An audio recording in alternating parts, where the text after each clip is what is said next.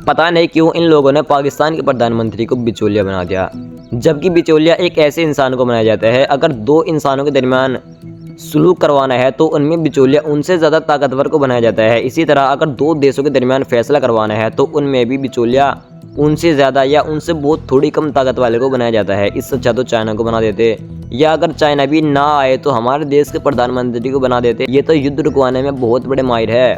फिलहाल इन लोगों ने पाकिस्तान के प्रधानमंत्री को बिचौलिया बना दिया और पाकिस्तान की ये कोई बात मान नहीं रहे। इस युद्ध के दरमियान इस सीज़ फायर में लेबनान भी इस सीज़ फायर में शामिल था। ये बात खुद शहबाज शरीफ ने अपने ट्वीट में लिखी थी कि शांति पूरे क्षेत्र में होगी और इस क्षेत्र में लेबनान भी आएगा। दरअसल जैसा कि आपको पता है कि इजराइल लगातार लेबनान के ऊपर हमले कर रहा है, और जब इजराइल ने पहली बार लेबनान के ऊपर 100 से ज़्यादा बार अटैक किए, उसके फ़ौरन बाद ही ईरान ने अपनी मिसाइलों को तान लिया था और बस ट्रिगर पर उंगली दबने ही वाली थी। लेकिन तुरंत पाकिस्तान का प्रधानमंत्री बीच में आ गया और उसने कहा कि संयम बरतिए, और उसने ईरान को भरोसा दिलाया कि डोनाल्ड ट्रंप इजराइल को रोक लेंगे लेबनान पर हमला करने से। लेकिन अब तक भी लेबनान पर हमले लगातार हो रहे हैं। देखिए, शहबाज शरीफ का जो काम था वो उन्होंने अपना ईमानदारी से काम कर दिया, लेकिन इजराइल और अमेरिका किसी भी तरह शहबाज शरीफ की बात को नहीं मानेंगे और ना ही मान रहे।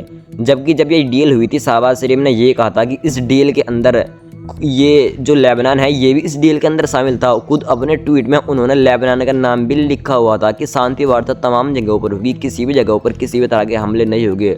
लेकिन उसके बावजूद भी इजराइल लेबनान के ऊपर लगातार हमले पर हमले कर रहा है। देखिए दोस्तों, 1 या 2 दिन बाद पाकिस्तान के इस्लामाबाद के अंदर ईरान और अमेरिका के दरमियान अब बहुत जल्द बातचीत होनी है, और इस बातचीत में पूरी दुनिया को पता लग जाएगा कि आगे क्या होना है और स्ट्रेट ऑफ हॉर्मुज़ का फ्यूचर क्या होगा, ईरान का फ्यूचर क्या होगा। लेकिन कहीं ना कहीं आप मेरी बात को नोट करके रखना, इजराइल इस डील को पूरी तरह डिस्ट्रॉयड करने की कोशिश करेगा, पूरी तरह इस समझौते को पूरी तरह बिखेरने की कोशिश करेगा, यानी कि तमाम कोशिश करेगा कि अमेरिका को फिर से घसीट कर लाए और ईरान पर हमले शुरू कर दिए। दरअसल इजराइल ने ये जो लेबनान के ऊपर हमले शुरू किए हैं ना, ये इसी की वजह से शुरू किया है ताकि ये डील ना हो, डील टूट जाए और ईरान इजराइल के ऊपर हमले शुरू करे और उधर से अमेरिका भी ईरान के ऊपर हमले शुरू कर दे और फिर से ये जंग दोबारा शुरू हो जाए।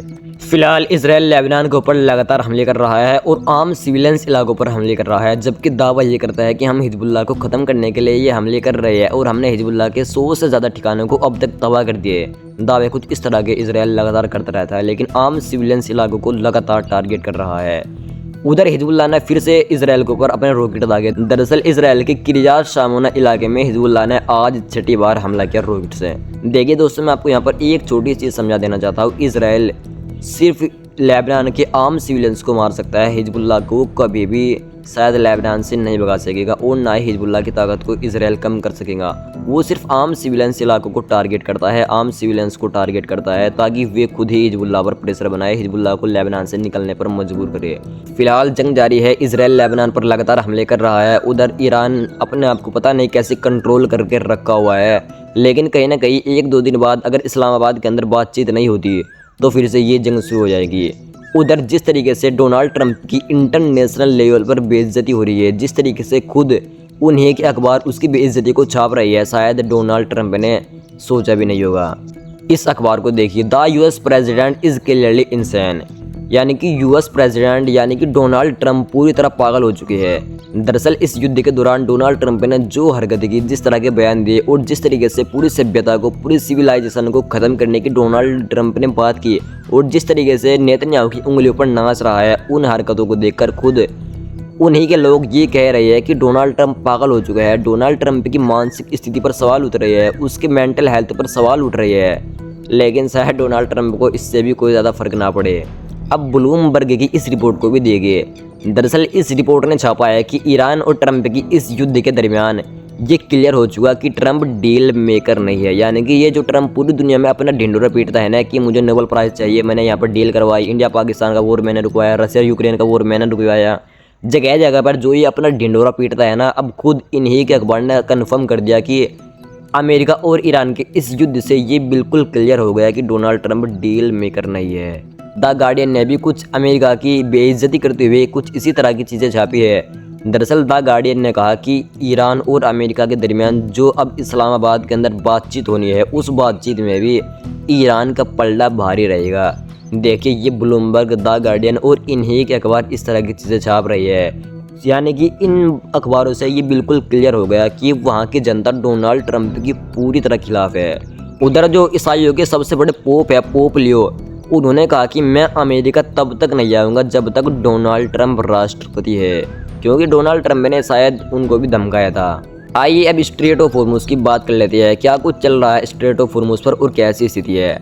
दरअसल ईरान ने ऐलान कर दिया कि स्ट्रेट ऑफ हॉर्मुज़ पर अब हमारा कंट्रोल रहेगा और यहाँ से हर एक जहाज़ हमारी नज़र से होकर जाएगा और हमारी इजाज़त से जा भी रहे हैं। दरअसल ईरान अब स्ट्रेट ऑफ हॉर्मुज़ को मैनेज करने की प्लानिंग बना भी रहा है। इसके अलावा डोनाल्ड ट्रंप ने ट्वीट करते हुए कहा कि सुना है ईरान स्ट्रेट ऑफ हॉर्मुज़ से गुजरने वाले जहाज़ों से टैक्स वसूल रहा है। अगर ईरान ऐसा कर रहा है, सबसे पहली बात तो उसको ऐसा नहीं करना चाहिए, और अगर ईरान टैक्स वसूल रहा है तो उसको अभी बंद कर देना चाहिए। ये चीज़ें कही डोनाल्ड ट्रंप ने, सिर्फ छोटी सी धमकी दी है ईरान को। पता नहीं कैसे डोनाल्ड ट्रंप ने आज पहली बार ईरान को ये छोटी सी धमकी दी, वरना डोनाल्ड ट्रंप इतना बड़ा फर्रा बनाकर धमकी देता है ईरान को। फिलहाल ये चीज़ें हैं जो मिडिल ईस्ट के अंदर चल रही है। अब देखना ये है कि जो इस्लामाबाद के अंदर अमेरिका और ईरान के बीच बातचीत होनी है, क्या वाकई वो बातचीत सफल होती है या फिर उस बातचीत के होने से पहले ही इजराइल कोई बड़ा कदम उठा लेता है।